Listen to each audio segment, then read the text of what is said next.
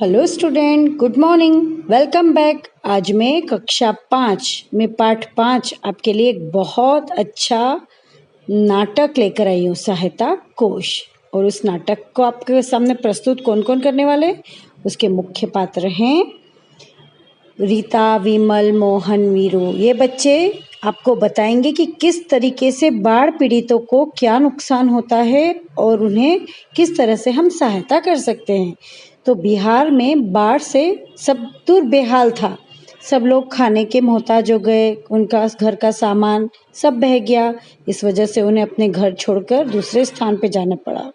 तो जो मोहन था वह बाढ़ पीड़ितों के लिए चंदा इकट्ठा कर रहा था। वह चाहता था कि वह बाढ़ पीड़ितों की कुछ मदद करे, कुछ सहायता करे। इसी प्रकार वह उन पीड़ित लोगों के लिए कुछ करना चाहता था। तो वो अपने सभी मित्रों के पास जाता है अपनी एक छोटी सी संदूकची लेकर, जिसमें वह पैसे जमा कर रहा है। उसके सारे मित्र स्टेज पर बैठकर लूडो खेल रहे थे। तभी मोहन उनसे कहता है, चलो मित्रों, कुछ चंदा निकालो बाढ़ पीड़ितों के लिए।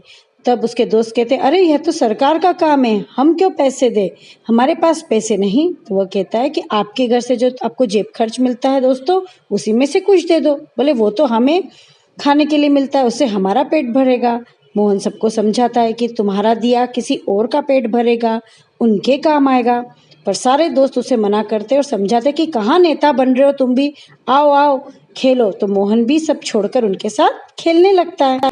अचानक से अब मोहन सोचने का नाटक करने लगता है। सबको ऐसा लगता है कि अरे मोहन को क्या हुआ। तो मोहन अचानक से कहता उठता है कि अरे हाँ, आज मैंने एक जादू सीखा है। चलो छोड़ो चंदा वंदा, मैं आज जो जादू बताता हूँ वह है पैसों का पेड़ लगाने का।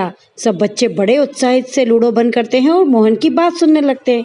मोहन सबको बताता है कि किस तरीके से जादू का पेड़, मोहन सबको बताता है, एक पेड़ लाता, बोलता है यह जादू का रुपयों का पेड़ मंगलवार के दिन लगता है और कुछ मंत्र पढ़ता है। सब बच्चे बड़े उत्साहित थे। फिर सब विचार करते हैं कि अब गमले किसके घर से आएंगे। तो रीता कहती, हाँ गमले में अपने घर से लाऊंगी सबके लिए। चलो चलो चलो, मैं गमले लेकर आती हूँ और अब तुम सब रुपए लेकर आओ। इसी तरह बड़ी उत्साहित होकर रीता सबके लिए और खुद के लिए भी अपने घर से गमले लाती है, मिट्टी लाती है, छोटे छोटे रोपे लाती है और सारे बच्चे बड़े खुश हो जाते हैं। चंदा के नाम पर तो किसी ने पैसे नहीं दिए, पर रुपयों के पेड़ के नाम से वीरू, विमल, मिथुन 5-5 रुपए लाते हैं, रीता 2 रुपए लाती है। इसी तरह से सारे बच्चे खुश होकर गमलों में अपने अपने रुपए बो देते हैं और मोहन के बताए हुए मंत्र का जाप करते हैं। अब सब बड़े उत्साहित थे, बड़े खुश हैं कि चलो वाह, अब तो हमारे रुपयों का पेड़ होगा, हमें घर से किसी से पैसे नहीं मांगने होंगे। सब उस दिन उसमें दिन भर उसकी देखभाल करते हैं। मोहन ने बताया था कि शाम तक ही पौधा बड़ा हो जाएगा। आज मंगलवार है, मंगलवार के ही दिन पौधा पैसे भी देता है। तो वीरू, मोहन और रीता, बितून सब खुश थे, विमल भी।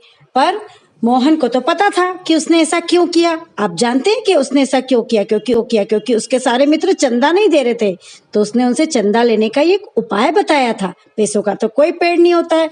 दोस्त बड़े खुश थे, बड़े मजे कर रहे थे। सबको लग रहा था कि पैसे मिलने वाले और सब चले जाते हैं। पर पर्दे के पीछे से वीरू चुपचाप छुप के सब देखता है और सबके जाने के बाद उन गमलों से वो पैसे निकाल लेता है। अब रीता ने 2 रुपए, वीरू, विमल और मिथुन ने 5-5 रुपए नहीं बोए थे। तो उन सब से मोहन को उनसे 17 रुपए चंदा इकट्ठा होता है। और वे सब खुशी खुशी जब आते हैं तो देखते हैं वहां तो कोई गमले और पेड़ नहीं थे।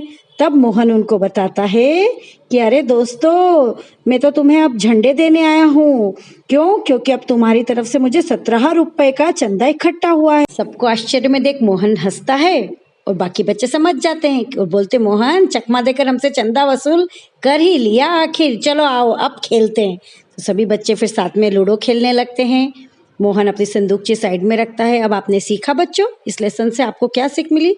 कि हमें भी बाढ़ पीड़ितों और जिनका कोई नुकसान हुआ उनके लिए कुछ मदद करना चाहिए, चाहे वो किसी भी रूप में हो। इसी के साथ पर्दा गिरता है और नाटक खत्म होता है। अब आपने क्या सीखा? कि हमें भी हमेशा दूसरों की मदद के लिए तैयार रहना है। इसी के साथ ये नाटक यहीं खत्म हुआ। इसके साथ इसका वर्क भेजा जाएगा, उसे करेंगे। तब तक के लिए सभी को बाय।